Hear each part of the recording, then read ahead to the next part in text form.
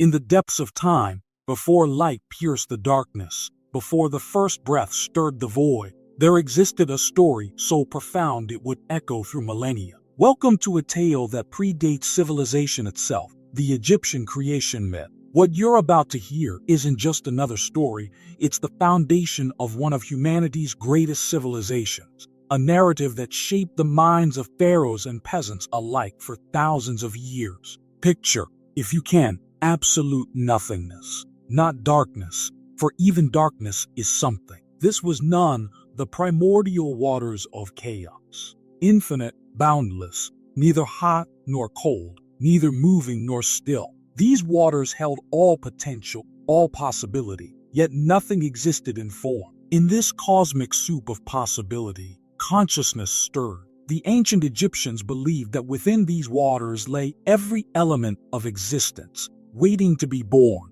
But unlike the creation myths of other cultures, there was no battle between good and evil, no cosmic war, only potential, waiting to take shape. But then, something extraordinary happened. From these infinite waters, a thought formed, a will to exist. This consciousness took shape as Atum, the first god, whose name means the complete one. But how does a god come into being when nothing exists to create it? This is where the story becomes truly fascinating. Atum emerged from pure will, creating himself from nothing, an act so powerful it would set the template for all creation to follow. Picture a point of light appearing in infinite darkness, growing stronger, more defined. The ancient Egyptians believed Atum rose from the waters atop the primordial mound, the first piece of solid ground in existence. But Atum was alone, completely and utterly alone. And in this solitude, he made a decision that would set in motion the creation of everything we know. The God who created himself was about to perform an act that would change the void forever. In an act that would forever change the cosmos, Atum performed the first act of creation. Some say he spat, others say he sneezed, and still others speak of more intimate methods. But however it happened, from Atum came two beings, Shu and Tefnut, the first twins of existence.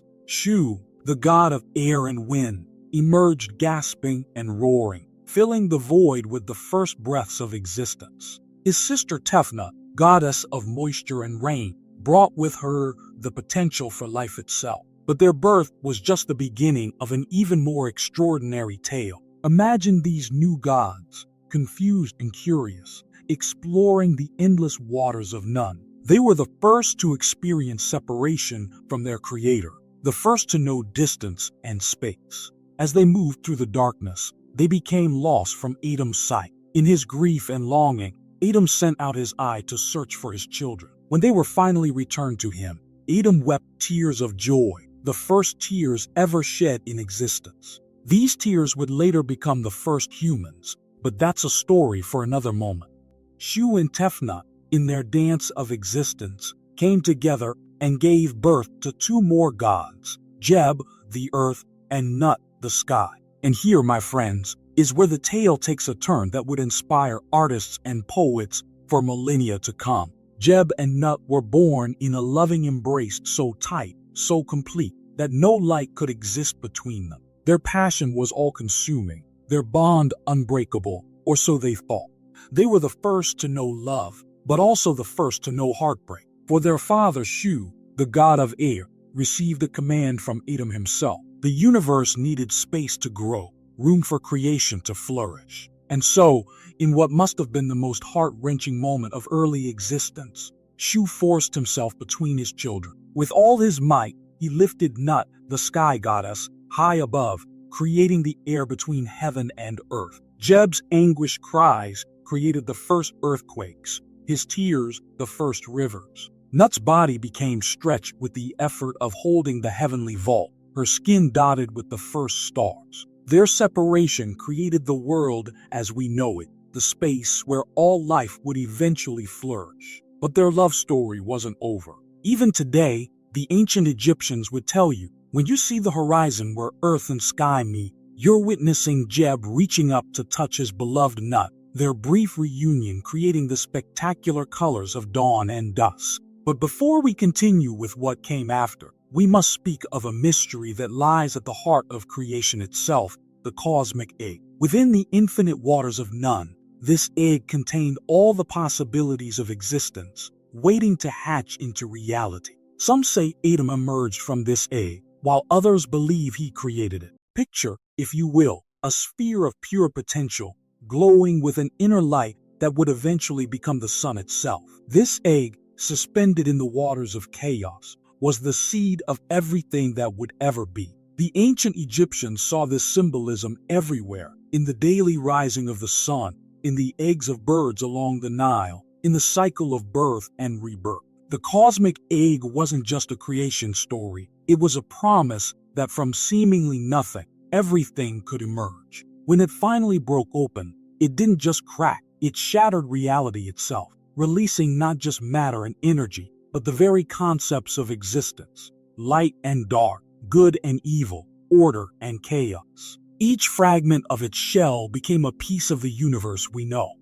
But what of us? What of humanity? Our origin story is perhaps the most poetic of all. Remember those tears of joy that Atum shed when his children Shu and Tefnut were returned to him? Those weren't ordinary tears. As they fell into the primordial waters, they transformed, becoming the first humans. Born from divine joy, we were created not from clay or dust, but from pure emotion, the first expression of love in the universe. But there's another version of our creation that the ancient Egyptians held just as dear. They said that Ra, the sun god who some believe was another form of Atum, grew lonely in his journey across the sky. As he wept for companions, his tears fell to earth and became humanity. Think about that for a moment. We are, in our very essence, the tears of the gods. Not tears of sorrow or pain, but tears of joy and longing. This is why the ancient Egyptians believed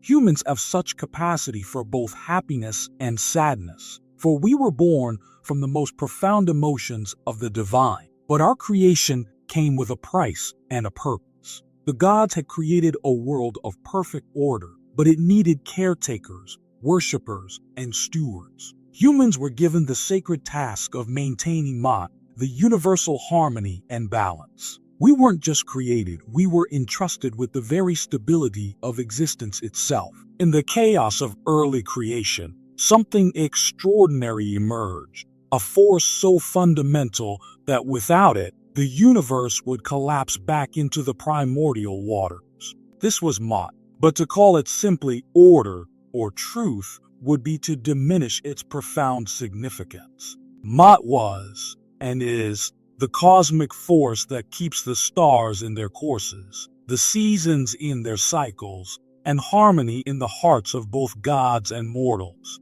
Imagine a web infinitely complex, connecting everything in existence. Each strand represents truth, justice, balance, and moral rightness. The pharaohs wore images of Ma'at, not as mere decoration, but as a solemn reminder of their sacred duty. They believed that their every action either strengthened or weakened the fabric of reality itself. When they made laws, conducted rituals, or passed judgment, they weren't just ruling a kingdom, they were maintaining the very order of the universe. But how did time begin? In the infinite waters of Nun, there was no before or after, no yesterday or tomorrow. The birth of time itself is perhaps one of the most fascinating aspects of Egyptian creation. Time wasn't just a measurement. It was born as two deities, Nehe and Jet. Nehe represented cyclical time, the rhythm of the sun, the flooding of the Nile, the beating of our hearts. Jet was linear time, the unchangeable past, the eternal future, the infinite progression of moments. Together, they created the dance of existence, the eternal now where past and future meet. The ancient Egyptians didn't see time as a straight line, but as a serpent swallowing its own tail, eternally recurring, yet always moving forward. From the ordering of creation came the four elements, but not as we might think of them today. Each was a divine force, a personality, a story unto itself.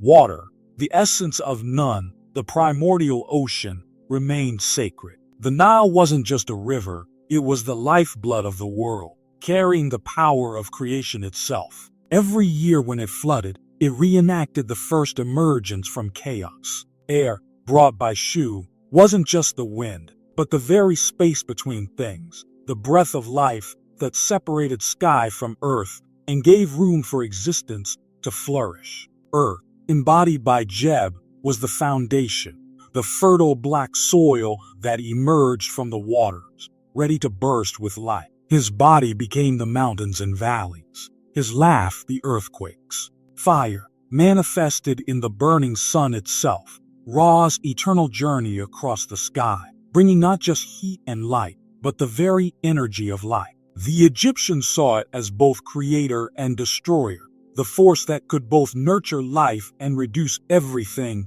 to ashes. These weren't just natural forces. They were the very building blocks of reality, each with its own will, its own story, its own role in the great dance of creation. When the gods shaped the world, they paid special attention to one land, Kemet, the Black Land, which we now call Egypt. This wasn't just another place on earth, it was the mirror of heaven itself, designed by the gods as their perfect kingdom. The Nile, that great river of life, wasn't just water flowing north. It was the very liquid of creation, flowing from the primordial waters of Nun. Each year when it flooded, it recreated the first moments of existence, turning the land black and fertile with sacred silt. This is why Egypt was called Kemet, the Black Land, surrounded by Deshret, the red land of the desert. The ancient Egyptians saw their land as the center of the world, where heaven and earth met. The two kingdoms of Upper and Lower Egypt weren't just political divisions. They represented the duality of all existence. Like the two lands united under one crown, they symbolized the joining of opposites, chaos and order, life and death, sky and earth.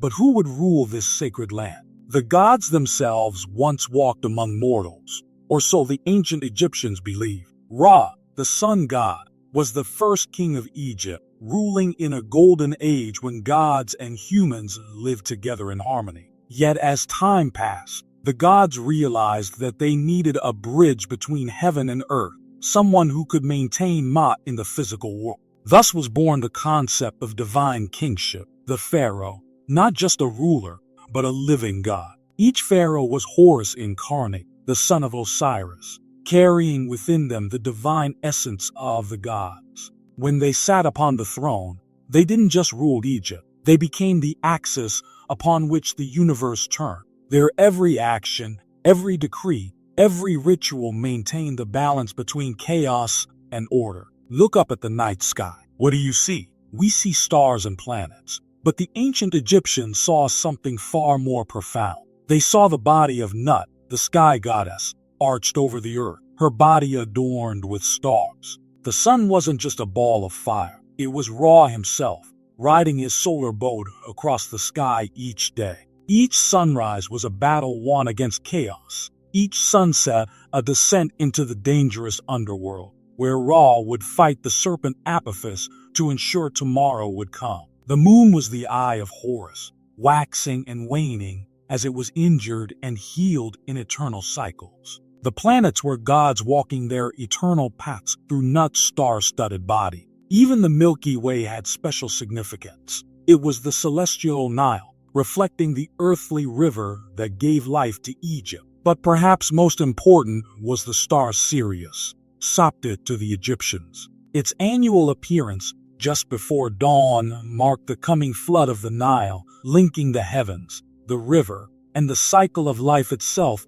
in one perfect celestial dance. In the grand tapestry of Egyptian creation, perhaps no story is more powerful than that of death and rebirth, and at its heart lies the tale of Osiris, the first being to die, and thus the first to show us the way to eternal life. Osiris, murdered by his brother Set, was restored by the love of his sister wife Isis and transformed into something entirely new, neither fully alive nor truly dead, but eternal. His story wasn't just a myth, it was a promise to every Egyptian that death was not the end, but a transformation. Just as the sun dies each night only to be reborn at dawn, just as the Nile retreats only to return with renewed vigor, all life moves in cycles. The ancient Egyptians saw this pattern everywhere, in the sprouting of grain from the seemingly dead earth, in the emergence of life from the egg,